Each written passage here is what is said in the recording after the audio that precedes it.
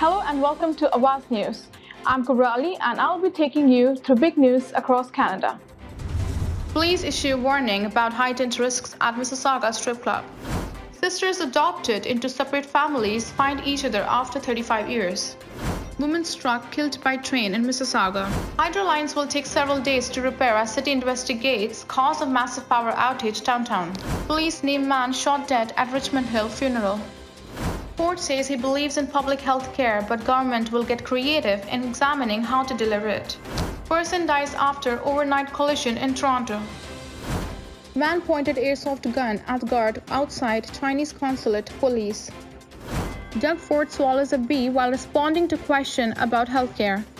Those were the headlines, and let's jump right into the details. Two sisters adopted into separate families have found each other after 35 years of separation. While Ashley Brown and Lorenta Collado were both born in the Dominican Republic to the same biological parents, they were adopted into two separate families based countries apart. When Collado was 5 months old, she was adopted and raised as an only child in the US. 2 years later, her sister Brown was born and adopted into a family at 6 weeks old in Barbados and later moved to Niagara Falls, Ontario.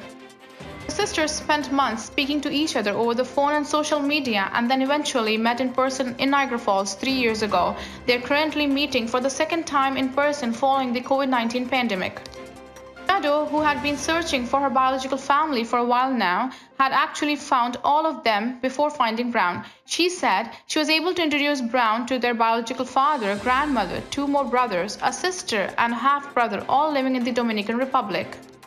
Their biological mother had passed away 6 months before the sisters reunited. Their father passed away more recently. The sisters said the loss of their parents has brought the two sisters even closer together. A woman has been fatally struck Friday morning by a Canadian Pacific Railway freight train in the same area where a 4-year-old was hit and killed by a train over 2 weeks ago. The incident occurred in the area of Dundas Street East and Cawthra Avenue around 6 a.m., according to Peel Police. The woman was pronounced dead at the scene. In late July, a 4-year-old was killed by a GO train in the same area. Following incident, Metrolinx said it was installing fencing in the area.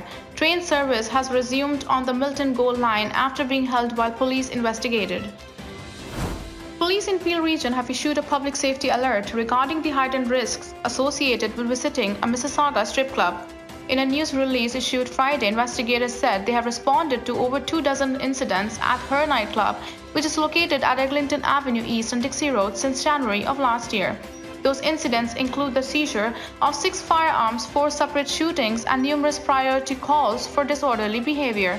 The elevated police resources allocated to responding calls for service at this establishment impact our ability to respond to other priority calls promptly, the news release read. Investigators said they will continue to work to mitigate the public safety risks associated with the location. Hydro says it will take several days to repair hydro lines that were damaged after an upright crane in the lake slammed into them and caused a massive power outage downtown on Thursday. The outage occurred in the city's financial district at around 12:30 p.m., leaving approximately 10,000 customers without power at its peak. A portion of the Eaton Centre was left in the dark, forcing hundreds of stores to temporarily close. The outage also knocked out power in the parts of the hospital for sick children campus. Traffic lights were down in some intersections, causing heavy traffic and significant streetcar delays. However, the outage did not affect subways. Toronto Fire said crews responded to a number of elevator rescues, but no injuries connected to the outage were reported yesterday. The City of Toronto says the barge was being operated by a subcontractor to Southland Estaldi joint venture, which is a contractor for the Ashbridges Bay Treatment Plant outfall project. The city has launched an investigation into the incident and has requested a full report from SAJV to understand what happened. Ontario Premier Doug Ford says he's a strong believer in public health care, but his government is going to get creative when looking at how it can be delivered as the province deals with a staffing crisis in hospitals. Ford said Friday that everything is on the table when asked if Ontario is considering further privatization of healthcare system. Earlier this week, Health Minister Sylvia Jones said the government is looking at all options to improve the health system, sparking fears of further privatization. She later said what is not under consideration is asking people to pay out of pocket for services currently covered by OHIP.